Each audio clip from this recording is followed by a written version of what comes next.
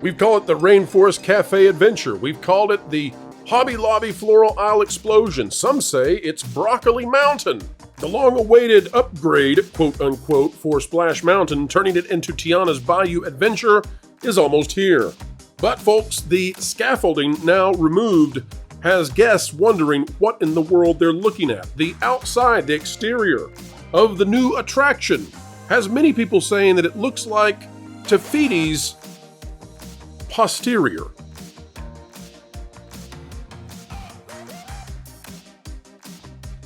Hello folks, welcome back to the Pro Channel, where we continue to do what we do so well. Bring common sense back to entertainment by reaching out to the sensible center, the mainstream media, and saying, yes, they would like their fun back, please. And Disney is having a very hard time of that. They've evicted the Brer Rabbit character. They've evicted the Laughing Place, and in place we've got Jennifer Lewis screeching on as the voice of Mama Odie about how if former presidents are reelected, then all Hades will break loose. Good grief. Folks, we're here to tell you things are not going well for Disney and this Bayou Adventure situation.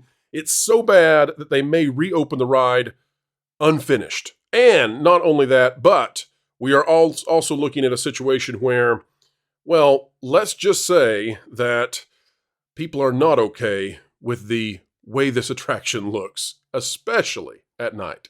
Let's talk about all of it right now. Right here it is. This one is out of mickeyblog.com. And it says, all scaffolding is down at Tiana's Bayou Adventure. Well, let's click and see how this is looking. So this is what you get. And hopefully I've got this shared with the screen. I do. Okay, good. Just checking. Double checking. Sorry, folks. This is what you get when you attempt to take an existing mountainous attraction and you try to redesign that into being based on an area that is, by definition, below sea level. In other words, it's not mountainous. This is a great picture. This is what it would look like if bayous had mountains and diminutive trees and were covered in plastic flowers.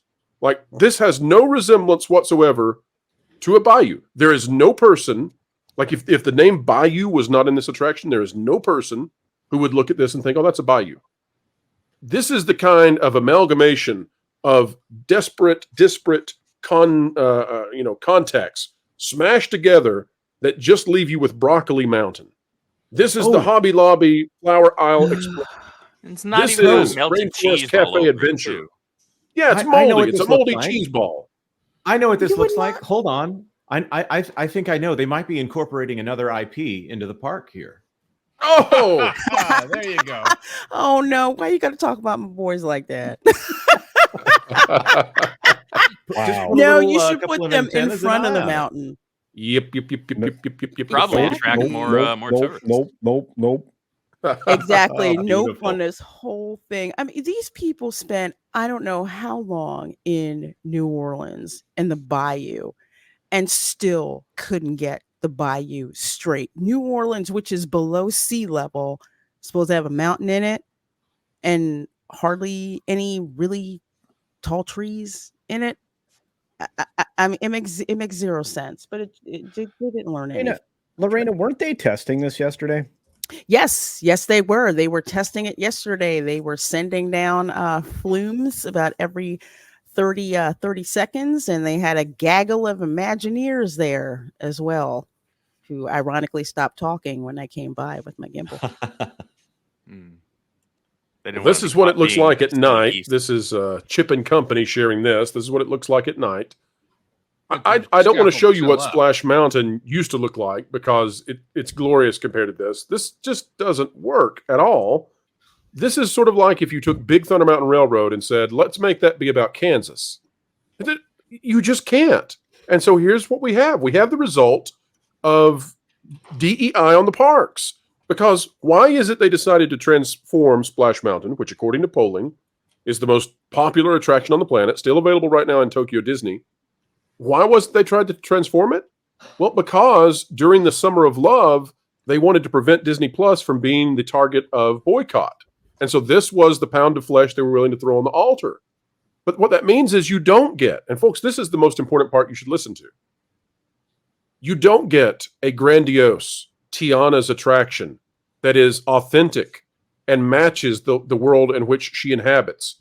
You could have had a brand new $500 million attraction. You could have boarded the Liberty Bell and rode across the rivers of America to a brand new attraction where you leave the ship and it's part of the experience. And then you go down the bayou into something that looks like a bayou. And instead, this is what vapid virtue signaling gets you. It takes the things that work and it makes them not work anymore. It crashes content together that never should be and then says, well, the last thing was offensive, so enjoy this instead. And instead of the Marvels, instead of a Disney Plus TV show, instead of a cartoon that's gone away in 6 months, this will be there for years and years and years. And if people don't want to ride it, or if it opens unfinished, as we suspect it will right now, what that means is that you have a real crowd problem that you didn't have before.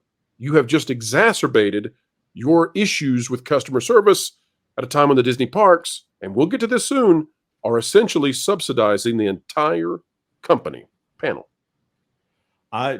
Looking at that picture, to me, I think a child would actually assume it's a haunted bayou attraction when looking at that. Those are kind of lighting effects that they might use at the Haunted Mansion. I'm just pointing that out. I'm not making a moral judgment. I'm just pointing out that this is a ride for grown-ups. If you look at the height requirement, or tall children, it's just not really something that I see a kid looking at and thinking, well, that's going to be fun.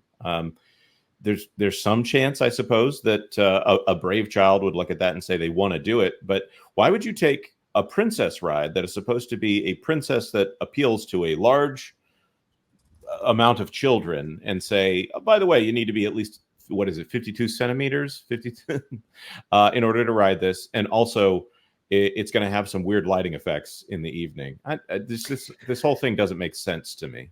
Jonas, you're not wrong. In my live stream last night, we actually went over to the Haunted Mansion, and then we walked over to Tiana's Salt Dome Adventure, and very eerie how it had the same feel at night as to when the Haunted Mansion is lit up. So it's very interesting that you made that point, because I looked at it and it looked creepy, like Scary Mountain.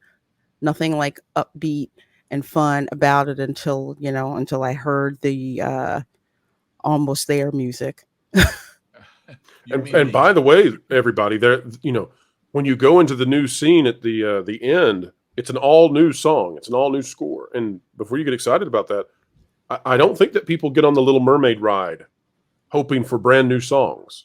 And I don't think they hop on Tiana's Bayou Adventure hoping for all new songs. I think they want to hear. But is it written by Lin-Manuel Miranda? It is not. It is not written by Lin-Manuel Miranda. But I can't imagine anybody getting off the ride, being interviewed. So what did you think? Well, it was okay, but they didn't have Lin-Manuel Miranda's music in it. So that's what everybody says. That's not going to. I look at this, and you know what comes to mind?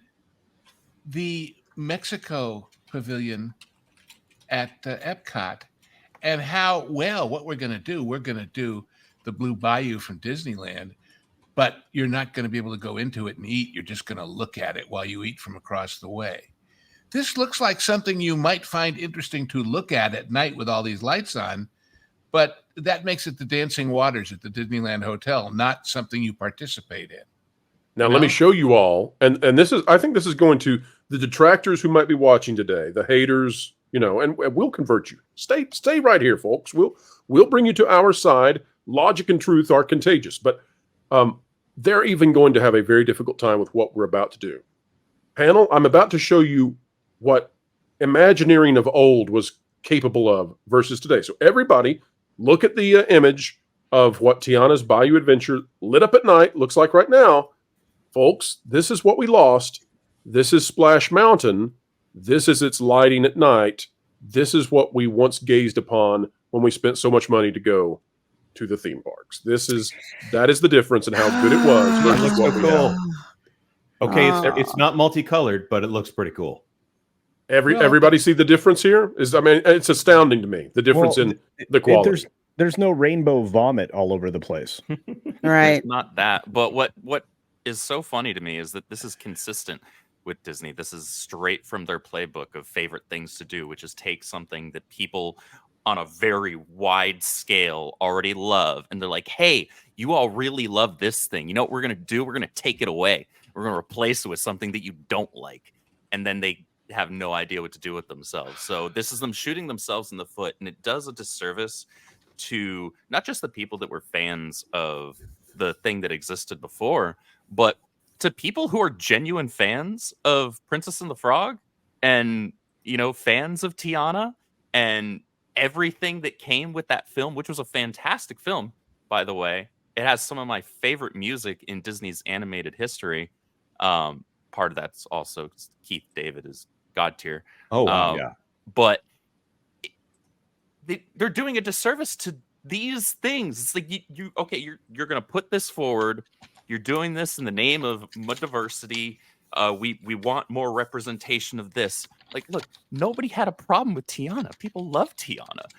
However, what you're doing is a subpar hack job, and now you're doing a disservice to Tiana and to the property that she was a part of. I couldn't agree. I couldn't agree more. And that Randy Newman soundtrack, I kind of wonder why have they stopped calling Randy Newman? Are they going to bring him back for the 5th Toy Story film that they're trying to avoid calling Toy Story 5 here? Why are they so allergic to going back to the things that that actually made their films good? That's the talent, not just the IP. Well, and we're about to show folks out there the damage that this will do because, as we said at the beginning of the show, the news media has caught on, finally, to what we've been saying for 2 years now, which is Disney is subsidizing a vast array of company failures, essentially, with their domestic parks. Cruise lines, too. But now that what they've done with their entertainment that has failed, now that is coming into the parks, it's going to be very hard for the parks to carry the load that Disney needs. And this is what we're talking about. This is not... I guess what I would end with here is, as we look at this lighting package, which is basically every color of the rainbow you can imagine, what we're watching here is mediocrity, right? There's a difference in that. And to explain this, let me explain to everybody this image, by the way, by Joe Peniston off Flickr. But folks, here's what you need to know about the design of the lighting, and then we're going to go to super chats. The brilliance of what you're looking at with the original Splash Mountain is, one, every angle is drawing you to the center of the attraction and straight up to where the boats will fall through the flume.